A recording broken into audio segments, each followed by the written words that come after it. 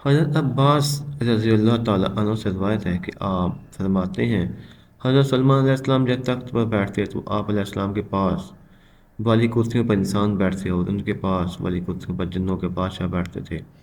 پھر ہوا اس تخت کو لے کر آواز تخت کو لے کر اٹھتی اور ملک تھما دیتی، پھر پرندے آ کر اپنے پروں سے سایہ کر دیتے، پھر آپ افواہ کو حکم دیتے اور وہ پرواز کر کے صبح صبح مہینے بھر کے فاصلے پر پہنچا دیتی۔ مہینے بھر کی دوری چند لمحوں سے طے ہو جاتی۔ ایک مرتبہ اضطراب جا رہے تھے، پرندوں کی دیکھ بھال ہدہد کی تھی، پھر غالب آیا، بڑے ناراض ہوئے کیونکہ ہدہد پرندہ غائب تھا اور فرمایا چند گھنٹوں سے مجھے نظر نہیں پڑتا، یہ سچی مچی میں غیر حاضر ہے، اگر واقعی وہ غیر حاضر ہے تو میں اسے سخت سزا دوں گا بلکہ ذبح کر دوں گا۔ ہاں یہ اور بات ہے، وہ غیر حاضری کی کوئی معقول وجہ بیان کر دے۔ اتنے میں ہدہد آ گیا۔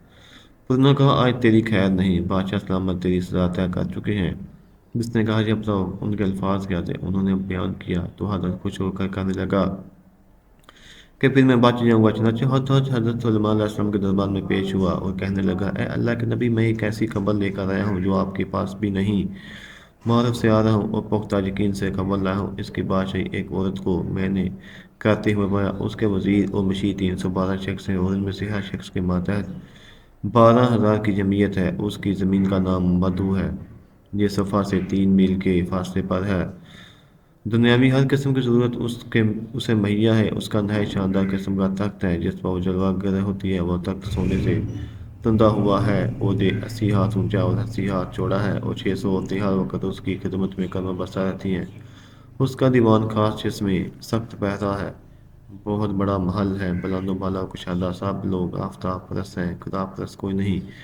ملکہ کا نام بلقیس بنت شرحبیل ہے۔ اس کا دادا پورے یمن کا بادشاہ عظیم تھا، جس کی اولاد میں 40 لڑکے پیدا ہوئے جو سب کے سب بادشاہ بنے۔ اس کے والد نے ایک جنیہ عورت سے نکاح کر دیا تھا، اس کے بدن سے بلقیس پیدا ہوئی۔ جنیہ سے نکاح کی مختلف وجوہات بیان کی گئی ہیں۔ ایک یہ کہ اپنی حکومت اور سلطنت کی غرور والے لوگوں سے کہتا کہ تم میرے لائق نہیں۔ اس کا نتیجہ یہ ہوا کہ لوگوں نے اس کا نکاح ایک زانی سے کرا دیا۔ سلیمان علیہ السلام ملکہ بلقیس اور اس کی قوم کے متعلق بیان سن کر کہنے لگے، مجھے یہ معلوم کرنا ہوگا کہ تو سچ بول رہا ہے یا جھوٹ۔ میرے اس خط کو لے جا کر ملکہ بلقیس کو دے دے اور پھر ان کے پاس سے ہٹ کر دیکھ وہ کیا جواب دیتی ہے۔ ہدہد اس خط کو اپنی چونچ میں دبا کر ملکہ بلقیس کے محل میں جا پہنچا۔ سات اونٹوں کے قافلوں کے ساتھ جس پر عہد و عنبر خوشبو لدی تھی، بہت سونا ہیرے جواہرات لے کر یہ آئی تھی۔ جب وہ وہاں پہنچی تو یقین اس کے سامنے موجود تخت تھوڑی بہت تبدیلیوں کے ساتھ اس کا اپنا تھا۔ بولی یہ تو میرا تخت ہے، یہ کیسے آ گیا؟ کہنے لگی کہاں روشنی، کہاں صبا کا علاقہ اور اس کا محل، اس کے محافظ اور وہاں کھڑے پہرے دار، اس کا تخت یہ کیسے ممکن ہے؟ شدید پہرے کے باوجود تخت یہاں بیت المقدس میں حضرت سلیمان علیہ السلام کے دوران سلطنت میں سے یہاں کون لا سکتا ہے؟ وہم میں مبتلا تھی کہ حضرت سلیمان علیہ السلام نے سوال کیا، تیرا تخت بھی ایسا ہی ہے؟